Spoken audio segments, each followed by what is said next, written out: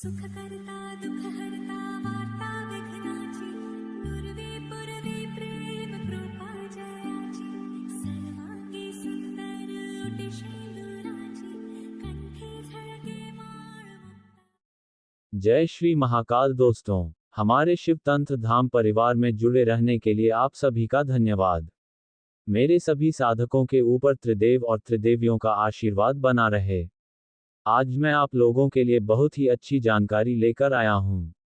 इस शक्ति के विषय में सुना तो हर कोई है, पर इसके विषय में जानकारी हर किसी को नहीं है। ये साधना अत्यंत गोपनीय होती है और यह शक्ति बहुत ही शक्तिशाली होती है। ये साधना कई प्रकार से की जाती है। कहा जाता है कि त्रिया बंगालन जिनके दुहाई से कई सारी मशानी शक्तियां काम करती है, और भैंसासुर वीर तो बहुत ही खतरनाक शक्ति है। कहा जाता है कि भैंसासुर वीर को दिया हुआ कोई भी काम वह जरूर करता है। इनके लिए षटकर्म तो बहुत ही मामूली काम है। यह मंत्र साधना षटकर्म में पूर्ण सिद्धिदायक है। इसी साधना से मयांक के तांत्रिक आज के समय में प्रसिद्ध प्राप्ति करते हैं। गुवाहाटी के पास एक गांव में आज भी काला जादू सिर चढ़कर बोलता है। चमत्कार और आसाम का बेहद पुराना रिश्ता है। ज्योतिषपुर की तंत्र मंत्र विद्या का उल्लेख किया गया है। हिंदू पौराणिक कथाओं के अनुसार भगवान श्री कृष्ण ने यहीं पर आध्यात्मिक शक्तियों से संपन्न भागदत्त के पिता नरकासुर से माया युद्ध किया था। प्राचीन काल में आसाम में स्थित शक्तिपीठ कामाख्या तंत्र मंत्र का गढ़ हुआ करता था, जिसके परिणाम आज भी देखे जा सकते हैं। हमारे इस वीडियो को पूर्ण रूप से सुने तभी समझ में आएगा। अगर आप लोग हमारे चैनल पर पहली बार आए हैं तो इस चैनल को सब्सक्राइब करें और बेल आइकन का बटन दबाकर रखें। अगर मेरी दी हुई गुप्त जानकारी और साधना एवं क्रिया अच्छी लगती है तो आप सभी हमारे शिव तंत्र धाम परिवार से जुड़े। यहाँ पर मैं आप सभी के लिए तंत्र, मंत्र, यंत्र, साधनाएं और क्रियाएं लाता रहता हूँ। यहाँ पर सिद्ध तांत्रिकों की कोई कमी नहीं है। जहाँ पर तंत्र विधाओं गढ़ माना जाता है, तब वहाँ बौद्ध सन्यासी तंत्र मंत्र करने के लिए जाते थे। जैसे जैसे वक्त गुजरा बौद्ध सन्यासी आसाम के विभिन्न हिस्सों में जाने लगे। यह बात दीगा है कि उनमें से ज्यादातर ने हाजो और मयांग को ही अपना डेरा बना लिया। मयांग में तंत्र मंत्र की प्रथा आज की नहीं है।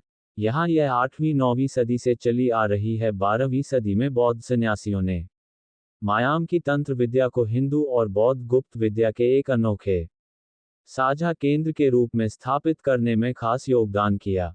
इसके मूल में काला जादू है। यही वजह है कि गुवाहाटी के काफी करीब होने के बावजूद मयांग आधुनिकता से कोसों दूर है।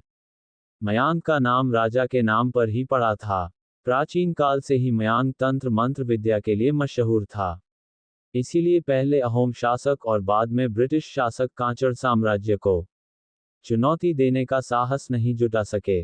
वहां लोग दुश्मनों को हराने के लिए वशीकरण विद्या का इस्तेमाल करते थे, और त्रिया बंगालन का विद्या से एक ही समय पर बहुत सारे लोगों पर वशीकरण क्रिया के माध्यम से सफलता हासिल करते थे। कहा जाता है कि सन 1332 में आसाम पर मुकल्लम मोहम्मद शाह ने 1 लाख घुड़सवारों के साथ आक्रमण किया था। तब उस समय गांव में हजारों तांत्रिक मौजूद थे। उन्होंने मयांग गांव को बचाने के लिए एक ऐसी जादुई दीवार खड़ी कर दी थी, जिसको पार करते ही सैनिक गायब हो जाते थे।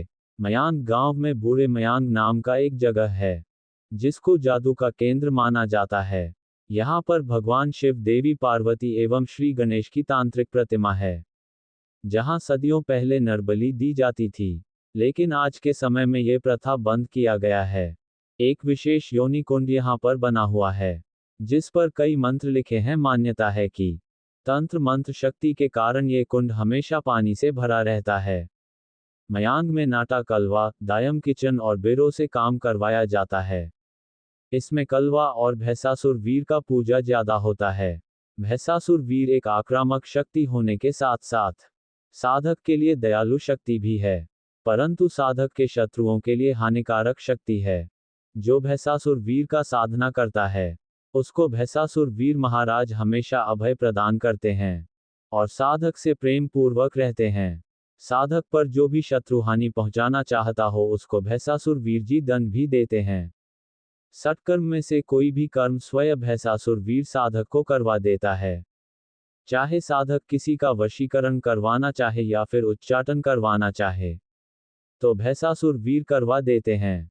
भैंसासुर वीर के मदद से साधक अन्य लोगों के काम भी करवा देता है। यह मंत्र साधना त्रिया बंगालन जी का है, जो तंत्र की महारानी है।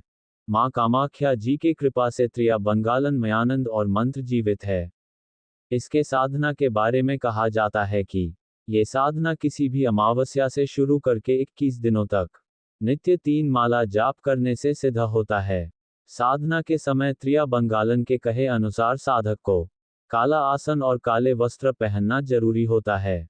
ये साधना रात्रि में 11 बजे से संपन्न किया जा सकता है और इसे महाकाली जी के चित्र के सामने संपन्न किया जाता है। साधना में रक्षा कवच आवश्यक है और एक जादुई वनस्पति से बना भैंसासुर वीर प्रत्यक्षीकरण यंत्र की जरूरी है। वैसे मयांग में कई प्रकार की जादुई वनस्पति है, पर उनके नाम सिर्फ वहां के लोग याद रख सकते हैं, क्योंकि वहां का भाषा अलग है जो हमारे समझ के बाहर है। जब जरूरत पड़ता है तो वहां के लोगों से जादुई वीर का वनस्पति चाहिए, ये भी उन्हीं के भाषा में बोलना पड़ता है। इस वनस्पति से बने ताबीज के बिना इस साधना में सफलता प्राप्त करना संभव नहीं है। इस जादुई वीर वनस्पति को 24 घंटे तक लाल कुमकुम के पानी में भिगाकर रखा जाता है। उसके बाद जब वनस्पति मोटा हो जाता है तो उसी समय उस पर भैंसासुर वीर का आवाहन करके इत्र लगाते हैं और महुआ के फूलों से हवन करके 108 बार आहुति दिया जाता है। एक नारियल के साथ एक अनार और 11 नींबू का बलि दिया जाता है। रक्षा कवच को काले धागे में पहनना होता है और भैंसासुर वीर प्रत्यक्षीकरण यंत्र को काले चावल पर स्थापित करना होता है।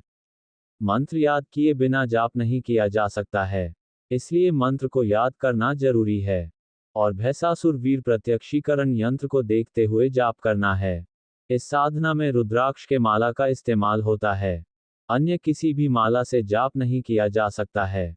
इसके मंत्र को गुप्त रखने का विधान है।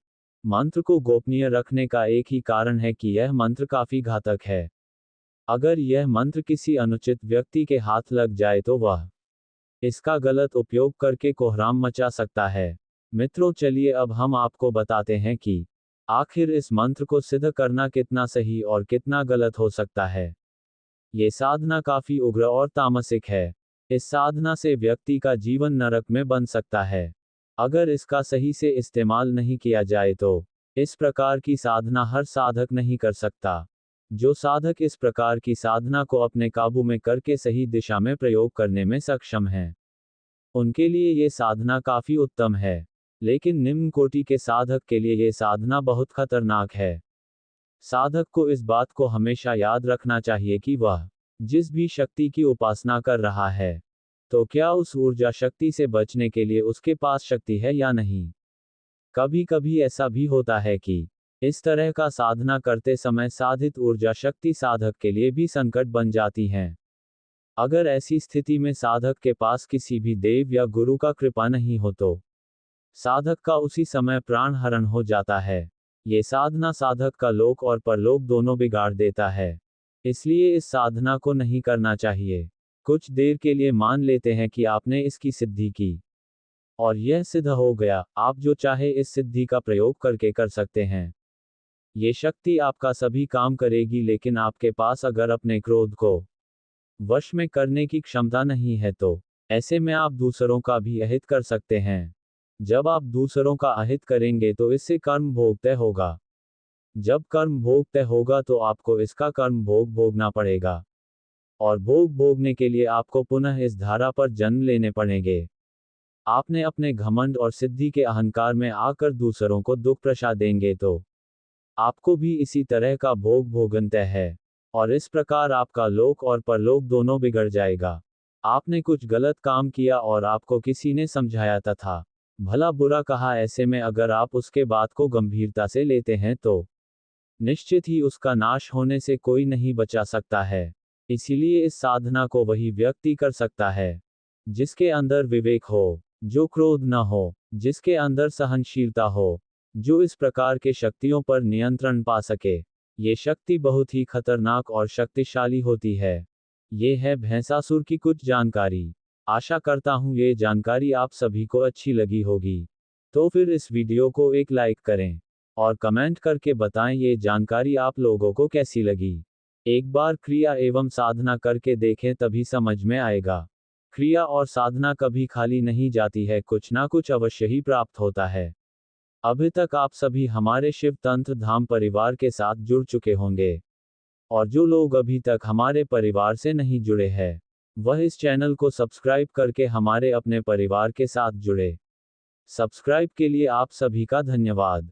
आप सभी लोगों के लिए इसी प्रकार की जानकारी और साधना लेकर आता रहूंगा। फिर मिलते हैं कुछ और रहस्यमयी जानकारी और साधना के साथ। तब तक के लिए मेरे सभी साधक और साधिकाओं को जय श्री महाकाल।